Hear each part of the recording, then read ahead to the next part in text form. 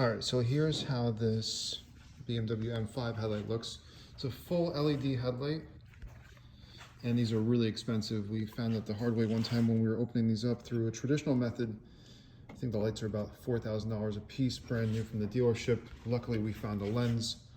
We did crack one. So from now on, we're cutting these open.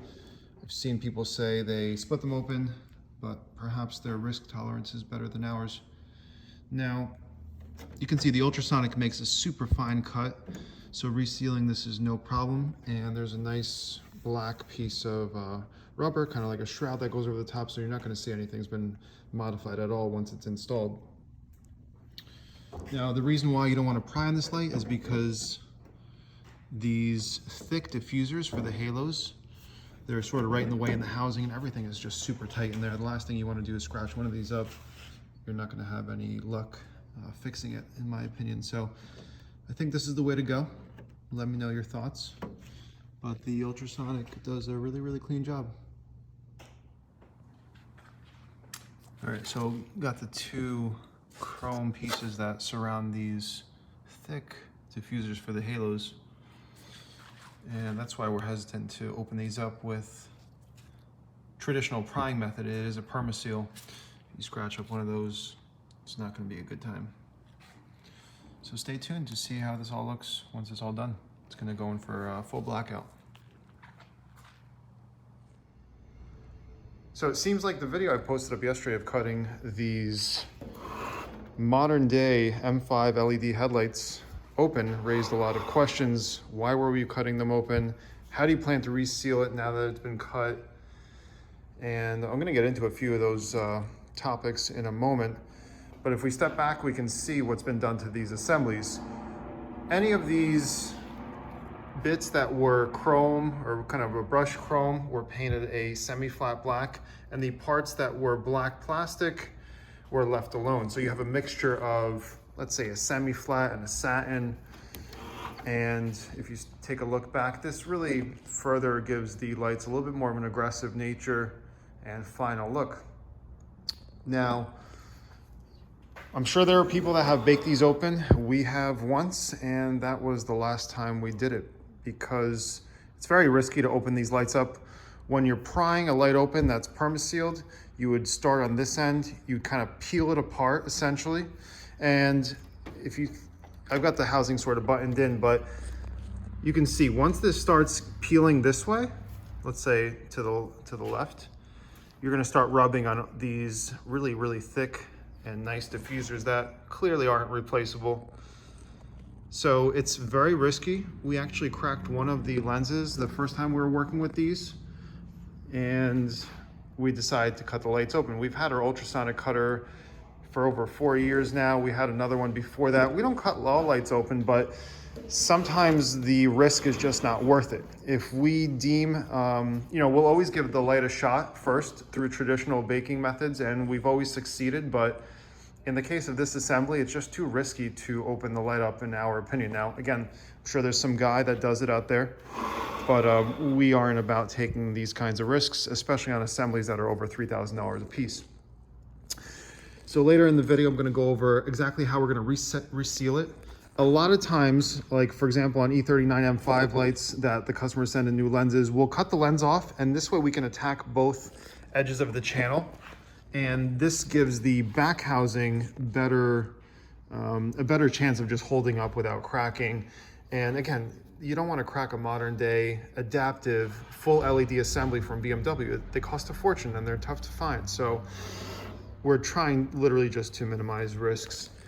When you're cutting the light open, maybe I'll post a clip in the video during the cutting, because again, it seems like it raised a lot of questions. You want to cut pretty close to the edge, but sometimes if you cut right on the line, you'll be cutting through sealant, and that's really tough. Now we use an ultrasonic cutter. It's a very thin razor blade, essentially, that moves at a high frequency.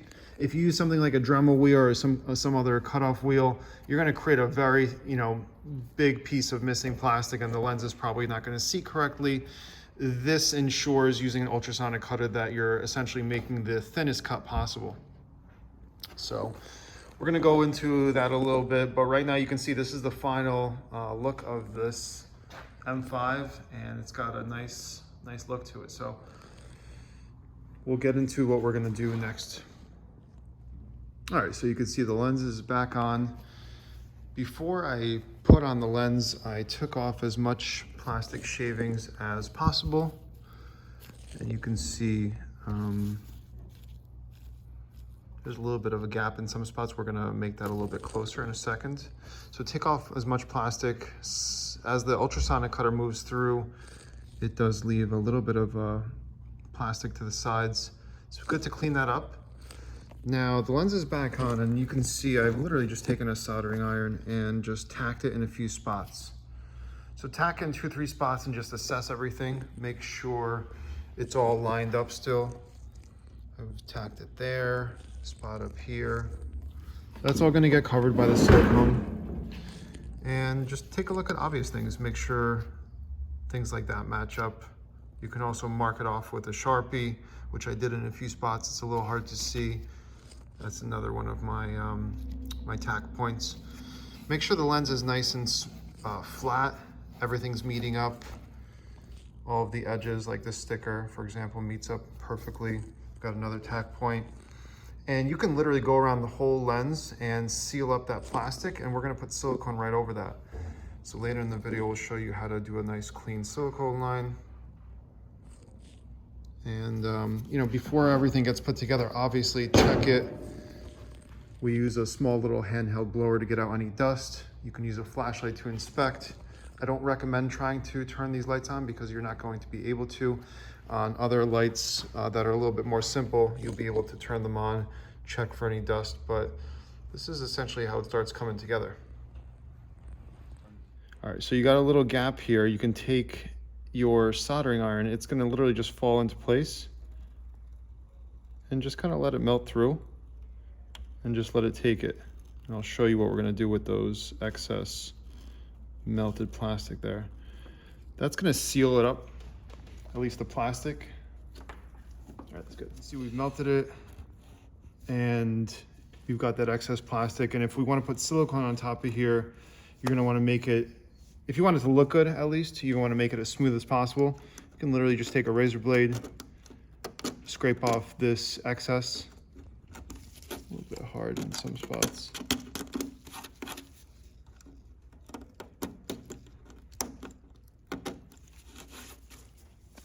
And just kind of smooth it out. And I did it in a few spots already over here. But again, you can probably tack this whole thing shut if you really wanted to, or you can just do it in a few spots. And that'll help keep the lens positioned, because right now it's not coming off and I've only tacked it in maybe 10 spots. I haven't gone fully around, and the silicone will seal it up further. All right, so I've gone ahead and literally sealed this whole side shut. And then I scraped off the excess with a little screwdriver. And now the line is minimal and it's fully sealed. And I'll do that in a few other spots before we get to the silicone. All right, it's time to reseal. At this point, I've double checked to make sure there's no dust or any kind of particles. You can shake the light again, use that blower if you have one. This is your final inspection time, because after you put on this Permatex black silicone sealant, it's not gonna be too fun getting back in here. It is possible, but right now is the time you want to look things over. So again, I've tacked it over in a few spots.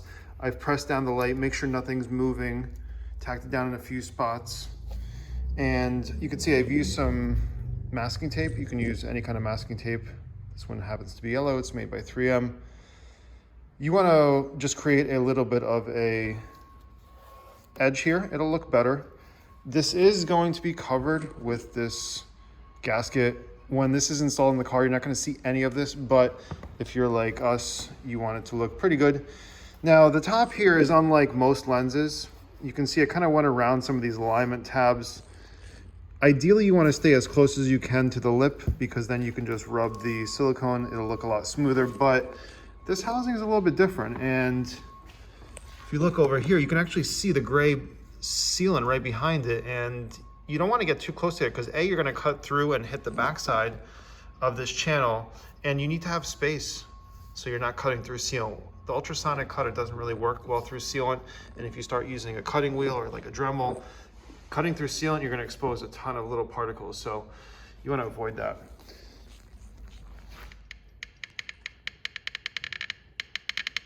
All right, so we're just squeezing out that Permatex right now.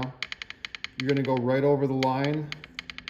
Again, you might have sealed this already sort of by tacking it together with a hot knife or a soldering iron. This isn't really rocket science. It's just about preparation and making sure you achieve some cleanliness to how you're done, you know, when you're done. So you're going to do sections at a time. Right now we're just going to do the bottom. And you're literally just going to use your finger. You can wet your finger. We've heard that trick before. That may work for you. And once this begins to dry, you can start peeling off that tape if you want a nice clean line. All depends on what you want to do. It's a little hard to get it from this angle. Let's see. And you're basically going to go run it to the edge. And later on, we'll peel off that tape and we'll show you how everything looks. But it comes out looking pretty clean as long as you take your time.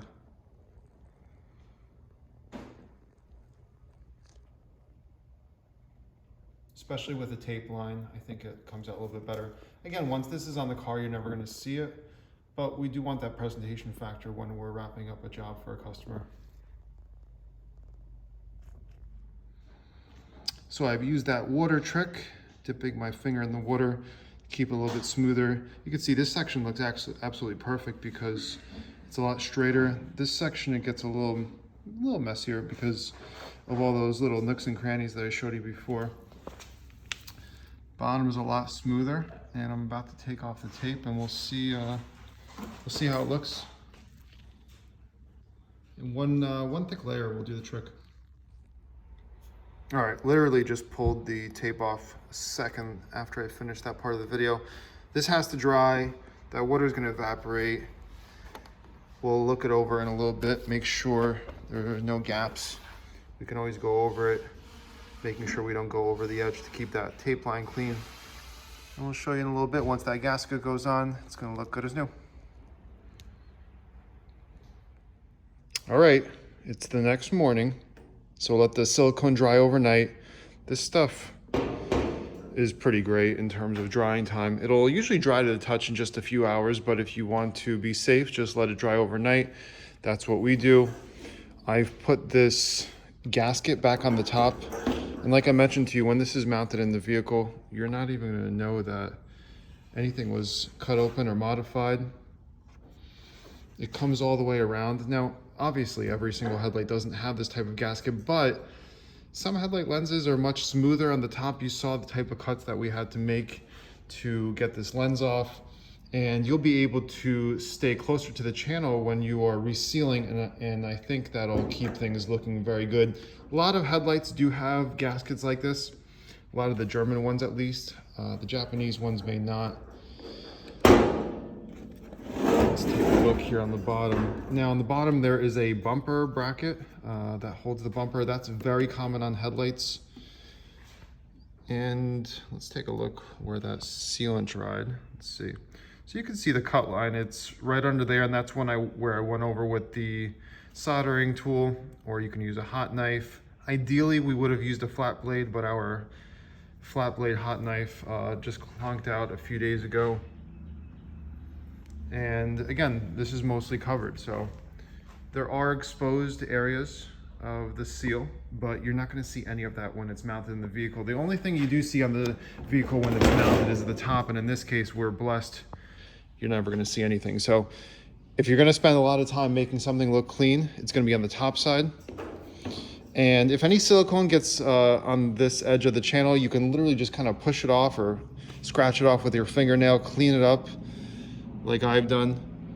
And the more time you spend with it, the more time you spend with the masking, you have a really good chance of making a cut look good. Now, I probably mentioned earlier in the video, we don't cut every single set of lights. So before you make a judgment, why are you doing this? Again, this is a $3,500 assembly, brand new from the dealership. And that's without any of the modules. Once you factor in the modules, this is a $5,000 headlight.